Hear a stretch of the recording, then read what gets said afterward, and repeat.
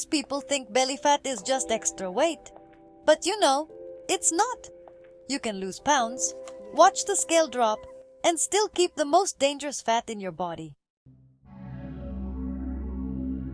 This hidden fat wraps around your liver, stomach, and pancreas.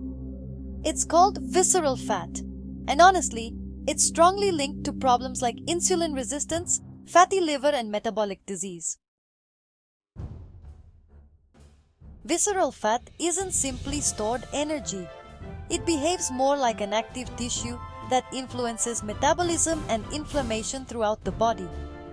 Higher amounts of visceral fat have been associated with conditions such as type 2 diabetes, fatty liver disease, cardiovascular disease, insulin resistance, and increased metabolic dysfunction.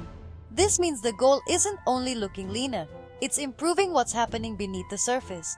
And surprisingly, the path forward doesn't involve extreme dieting. Feed your body foods that work against visceral fat. Load up on color. The power of carotenoids.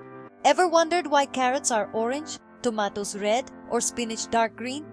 Those colors come from carotenoids, natural plant pigments with antioxidant properties. Carotenoids help combat oxidative stress caused by excess energy intake and inflammation. Researchers believe they may also influence how the body regulates fat storage and utilization.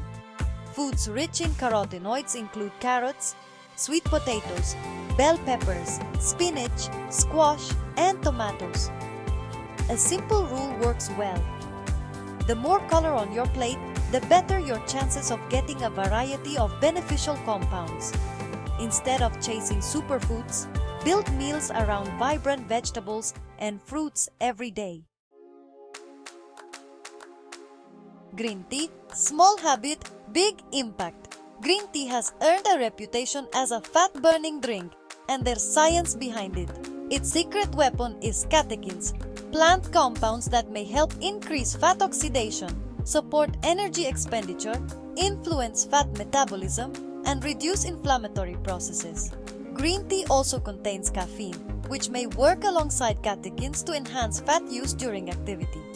If you want the highest concentration of these compounds, consider matcha, sencha, or less processed green teas. 1 cup won't transform your body overnight, but daily habits compound. A few cups each week become dozens each month, and consistency is where results live. Exercise. The real game changer for visceral fat. Many people assume dieting is the fastest route to losing belly fat. Diet matters, absolutely. But research repeatedly shows that exercise often has a stronger effect specifically on visceral fat reduction. And here's the surprising part. You don't need marathon sessions. In one study, participants performed just 2 cycling workouts per week, around 45 minutes each, at moderate intensity. The result?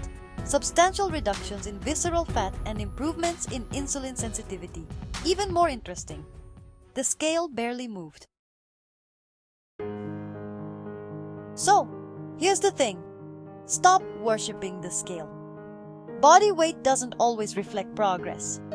You might actually be losing visceral fat, improving your insulin sensitivity, preserving muscle, or changing your body composition, even if you're seeing little change in your total weight.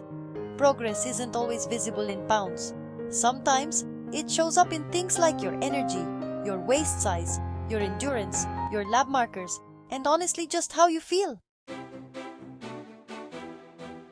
HIIT versus cardio, which wins? Research comparing exercise methods points to 2 strong performers. First, there's high-intensity interval training, or HIIT.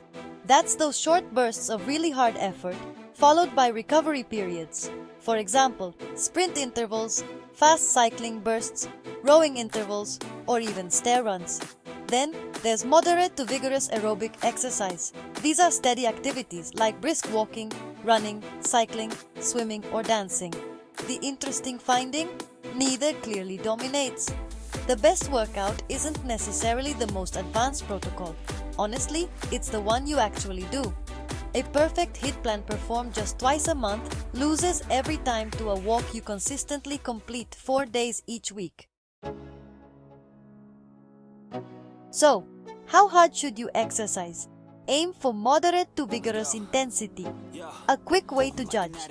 At moderate intensity, you can speak in full sentences, but you'll sound slightly breathless. At vigorous intensity, you can only say a few words before needing air. A practical target is 2 to 3 sessions weekly, about 45 minutes each, and if you want, gradually increase the frequency. Exercise effects are, often dose dependent. So more movement generally produces greater benefits. But that doesn't mean punishing workouts. It really means building momentum. The biggest myth: you must starve to lose belly fat. Many people attack belly fat by slashing calories aggressively, but extreme restriction often backfires. You get lower energy, reduced exercise performance, muscle loss, and poor adherence. Instead, create a small calorie deficit. Eat nutrient-dense foods and increase activity progressively. You don't need starvation. What you really need is sustainability. Final thoughts. Visceral fat may be hidden, but it doesn't have to stay that way. Fill your plate with colorful produce. Add green tea if you enjoy it. Move consistently. Prioritize exercise that challenges your heart and that you can stick with. And remember, the scale tells only one story. Your metabolism, body composition, energy levels, and long-term health may be improving long before the mirror or the numbers catch up. Because losing visceral fat isn't just about looking better, it's about creating a healthier body from the inside out. Thanks for watching. Please don't forget to like, subscribe, and comment.